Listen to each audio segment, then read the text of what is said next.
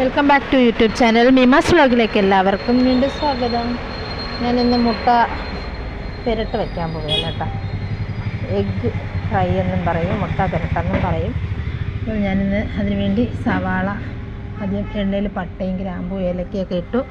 അതെല്ലാം കൂടി സവാളയും പച്ചമുളകും ഇട്ട് വഴറ്റി നല്ല വാടി വരുമ്പോൾ ഉപ്പിട്ട് കൊടുക്കണം കേട്ടോ, എങ്കിലേ പെട്ടെന്ന് വാടി കിട്ടുള്ളൂ.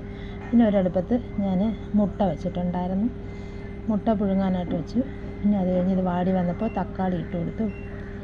അത് കഴിഞ്ഞു തക്കാളിയൊക്കെ ഇട്ട് കൊടുത്ത് അതും വഴണ്ട് വന്നതിന് ശേഷം കുറച്ച് നേരം അടച്ചിട്ടേക്കണം കേട്ടോ. അതിൻ്റെ ആവിയിൽ വന്നിട്ട് അതിന് മുളക് പൊടി, മല്ലിപ്പൊടി, മഞ്ഞൾപ്പൊടി ഇതെല്ലാം കൂടെ ഇട്ട് ആവശ്യമായ ചേരുവകളാണ് കേട്ടോ ഇത്. എല്ലാം കൂടെ ഇട്ട് ഗരം മസാല, പട്ട ഇട്ടതുകൊണ്ട് ഞാൻ ഗരം മസാല ഇടുന്നില്ല, അതിൻ്റെ മണമുണ്ട്. പിന്നെ ചെറുതായിട്ടൊന്ന് മുളക് പൊടി, മല്ലിപ്പൊടി, മഞ്ഞൾപ്പൊടി ഒന്ന് ചൂടാക്കുമ്പോൾ കളറ് വരും. അപ്പോൾ ആ കളർ വരുമ്പോൾ ഞാൻ എല്ലാം കൂടെ ഒരു മിക്സ്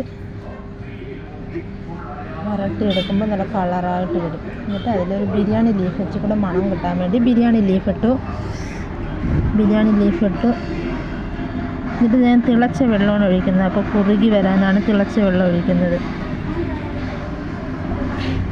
കുറുകി നല്ലതായിട്ട് വരും തിളച്ച വെള്ളം ഒഴിക്കുമ്പോൾ. പച്ചവെള്ളം ഒഴിച്ചാൽ അത്ര കുറുകി വരത്തില്ല. എന്നിട്ട് അതിനെ കുറച്ച് നേരം അടച്ച് വയ്ക്കണം. അപ്പോൾ ഈ എണ്ണ തെളിഞ്ഞ് വരും. എണ്ണ തെളിഞ്ഞ് വരുമ്പോൾ നമ്മൾ മുട്ട വേവിച്ച് വെച്ചതിനെ തൊലിച്ച് മുട്ട വാരി അതിനകത്ത് ഇട്ട് കൊടുക്കണം. അത് ചെറുതായിട്ടൊന്ന് കീറിയതിന് ശേഷമാണ് ഇടാനുള്ളത്.